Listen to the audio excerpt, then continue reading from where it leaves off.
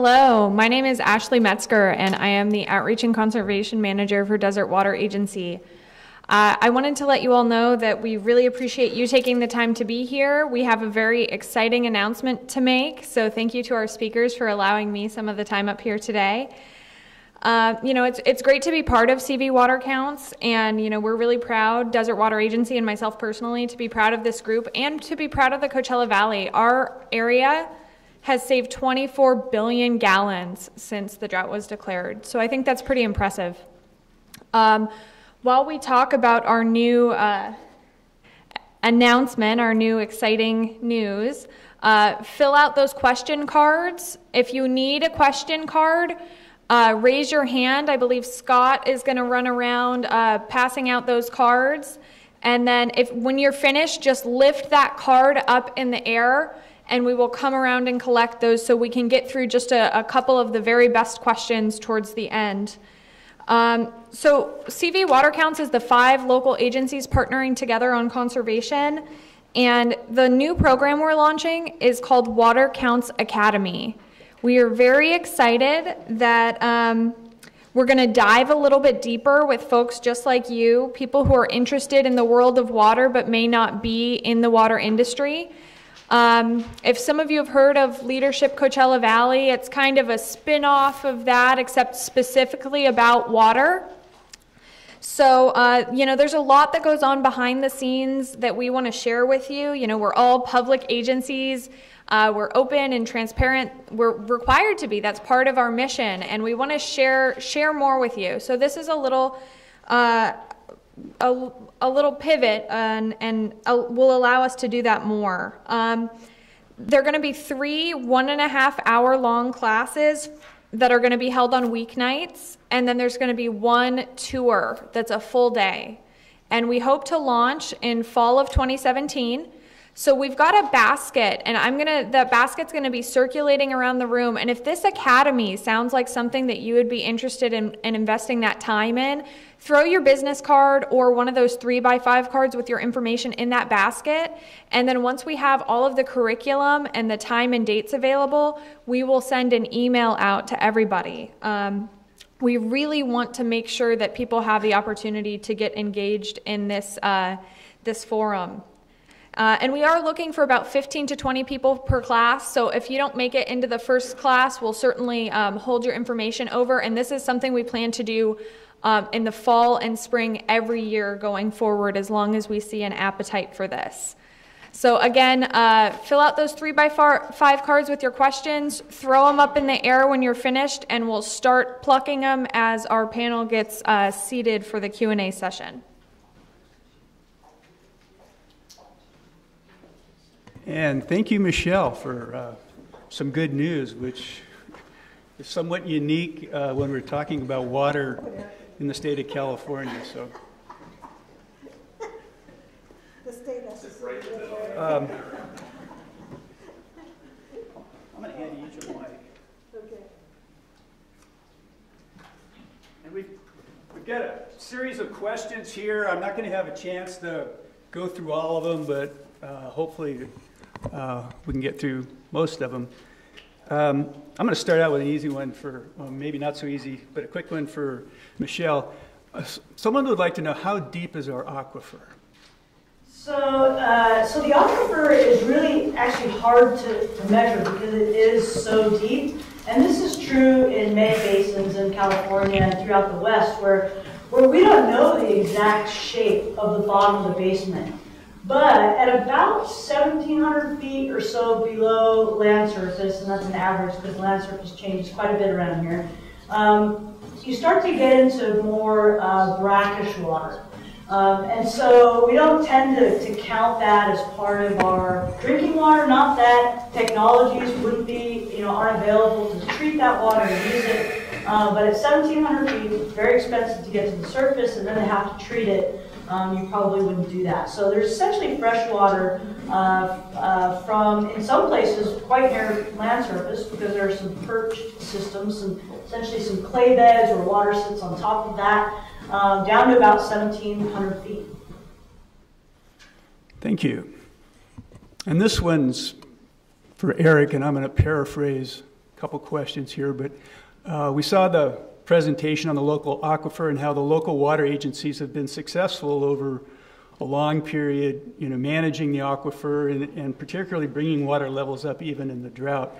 And as Kathleen said, the water agencies throughout California are very focused on their individual needs. They're very in tune with it. They know the resource limitations.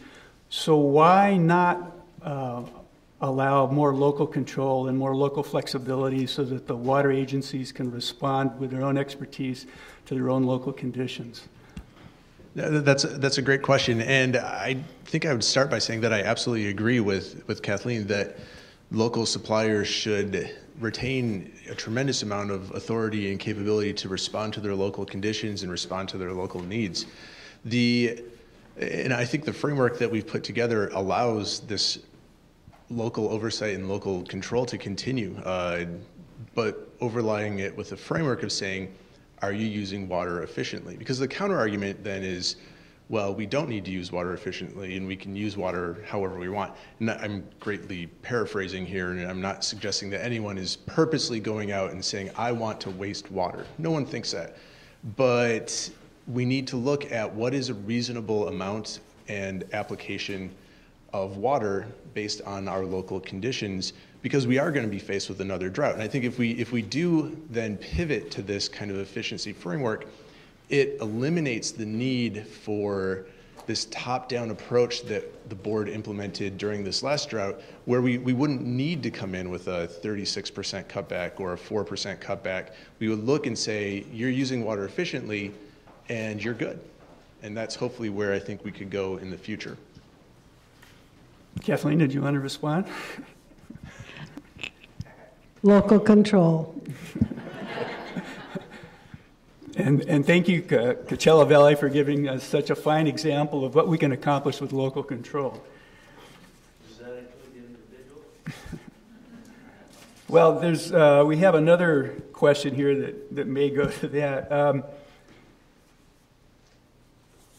There's a sense that, obviously the states, at least from our perspective, the states' regulations were focused on the water agencies, but the individual private pumpers did not face the same kind of restrictions, and they're typically agricultural pumpers, and agriculture consumes, the majority of the water here in California. How do they fit into the long-term water situation when we're faced with a situation like 20 million more people?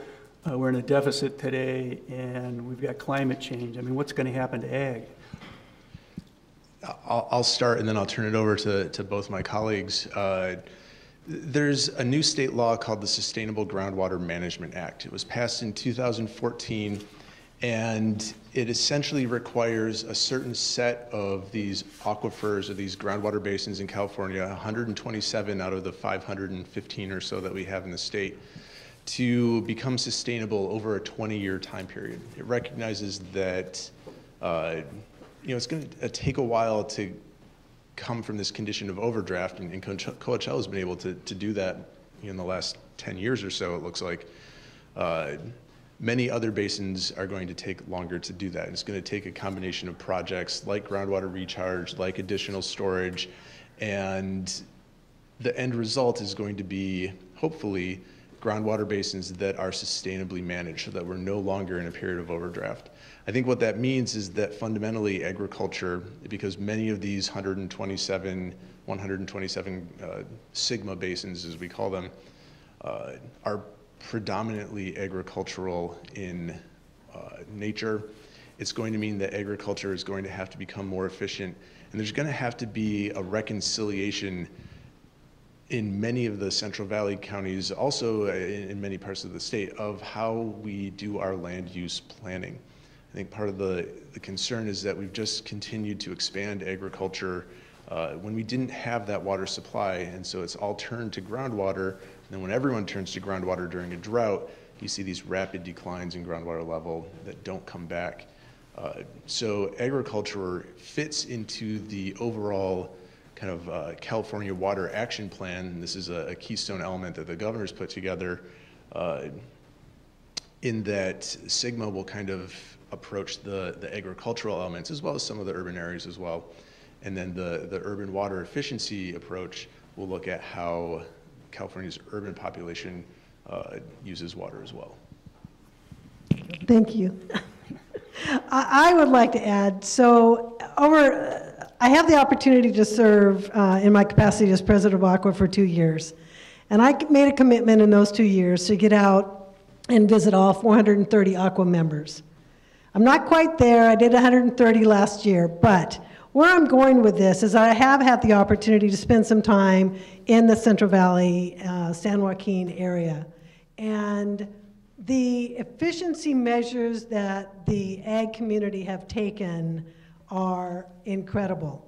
And again, until you put boots on the ground and walk through and see what they've done in changing their irrigation systems, in changing their crops, which can grow when there's not enough water, there's so much to this. This could be a whole nother session just talking about ag. But from the ag community, as you know, down here in the Coachella Valley, I would much rather buy my vegetables from the state of California than have them imported in from elsewhere, which they are. I have no clue how they're regulated or what water they're taking to grow those plants. The ag community, yes, they can do better. Yes, they have overpumped in the time of the drought. But I know that when I'm eating broccoli at night or other vegetables or meat, that I too am consuming some of the water that they have conserved. So I don't think it's fair to just pick on the ag community saying they're being irresponsible. I think we need to look at every resident in the state of California. So when you go to that McDonald's and you're biting down on that hamburger, recognizing you're not just eating a hamburger, but you're consuming several hundred gallons of water that it took to make that burger, make that lettuce, make that bun, etc. So I think there's more that can be done, but I think they've done one heck of a job to improve their efficiency. Right, and I think Coachella Valley, once again, is an example of that, because I certainly here in the Coachella Valley, agriculture, I imagine, uses more water than the urban does, and yet we've managed to manage the aquifer and bring it back up. So thank you. Another critical element of the whole drought situation is the impact on water rates, where there's been a mandate to conserve, and the customers have done a really good job conserving, but the water districts need to have the income to pay for their infrastructure and manage their facilities, so they've in many cases had to raise rates. So how do we, and then we have a lot of customers who having a very difficult time paying for water. I mean, how does the rate issue factor into the state planning for conservation and in general? Erik and Kathleen. Sure, it's interesting. Come on now. It's interesting. Last year when I had the opportunity to come out here, that was one of the final questions, and the attendee asked, are water rates going up? And nobody wanted to answer that. I said, I'll answer it. Yes, water rates are going up. The value of water has been underappreciated, number one. And as was mentioned, the infrastructure that the water agencies are using to deliver the water to your homes is aging. It's old. It won't last forever, just like all of us won't last forever.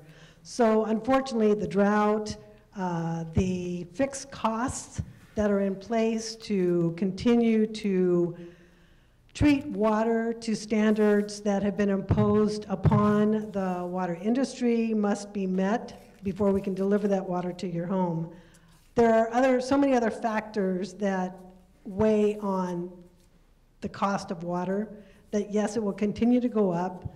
Yes, I myself, as well as you, I've reduced my consumption. My water bill continues to grow, but I would much rather pay a little bit more for water to have that sustainable supply along with my cell phone every month.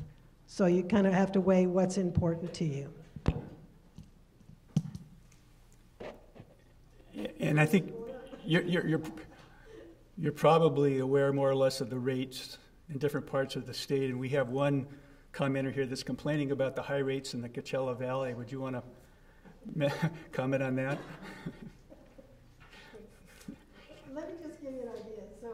obviously, as I said, 2/3 of the population's in the southern part of the state.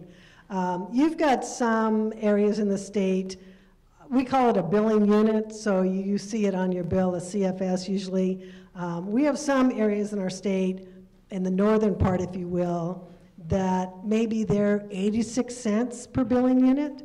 We have other areas down in San Diego that are paying $4 and $5 a billing unit.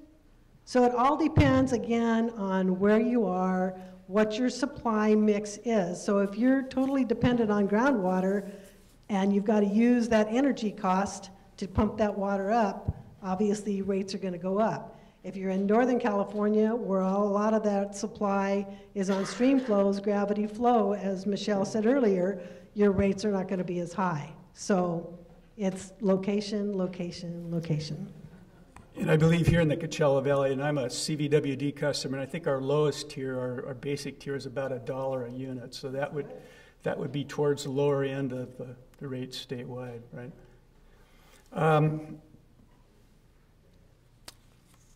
Well, another interesting question that arises here from time to time. We get a lot of our water off the Colorado River, and I know that there's negotiations going on now on how to deal with the long-term shortages on the Colorado River. Do you have any comment on the impact of those negotiations on local water supply?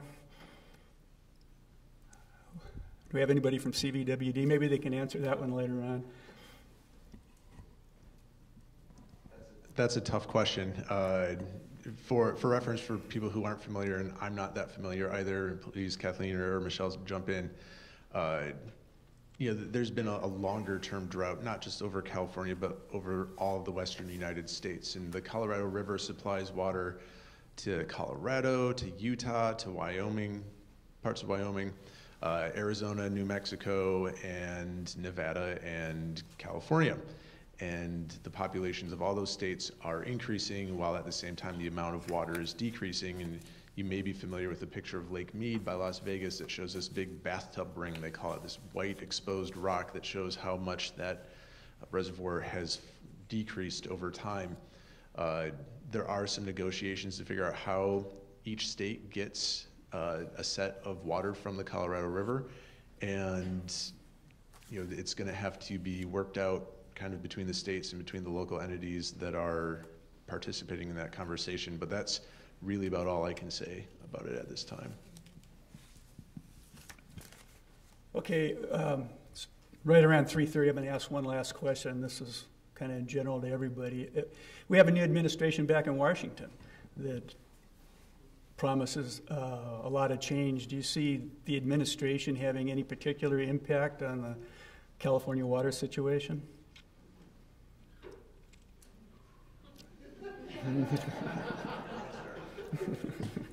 I like short, sweet answers. Yes, not only will America be great again, but California is going to be great again. No, we are back. Actually, Aqua was back there recently for our legislative days, and we did have the opportunity to meet up on the Hill. And there may be those in the audience who are saying, well, why do you need to go to D.C. to talk about California water issues? Well, let me tell you, D.C. has a lot of control over California water issues, and they send a lot of money. They could send more money out this way, but they do send money out this way for us. And I will say that under the new administration, there is a new vision for California water. I am extremely optimistic that there are going to be some monumental decisions made in the next month or two regarding California water, as well as decisions being made back in DC that are going to assist in the development of California water. So stay tuned, and thank you all for your engagement. And that's about the time we have for questions. The panel, I imagine they're all going to be around here for a few minutes, so if you have individual questions, feel free to approach them. And there again, I'd like to thank the panel for providing such great information for us. I think we all come away now with a little better understanding. And for all of us that didn't really understand it, Ian James is going to sort it out for us, and we'll see it tomorrow in the desert sun. So Thank you, Ian. John, thank you for putting it together. Okay, you're going to close it for us? Okay. Hello, everyone. I'll be brief. My name is Scott Trujillo. I'm with India Water Authority and have the privilege of being a part of the CV Water Counts group. I'm your closer for the day. And just a couple housekeeping items. In the event you would like, well, unless our panel objects, we'd like to put all the PowerPoint slides on our website, cvwatercounts.com. So if I get the blessing of our speakers, we'll place those on there. I know that some of you were in the back taking photos of the slides, so you can actually get your hands on those at cvwatercounts.com. Also, any questions that you had on those 3x5 cards that may be a little more appropriately answered by some of the water agencies locally, please see us there in the lobby for that as well. If we can give a round of applause for our speakers and for our moderator, Bob.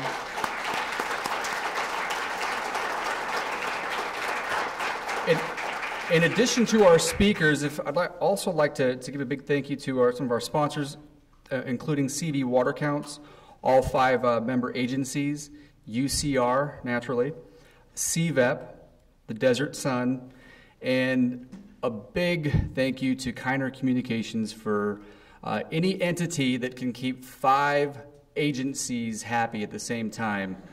It's pretty impressive. So Kiner, so thank you for doing just that.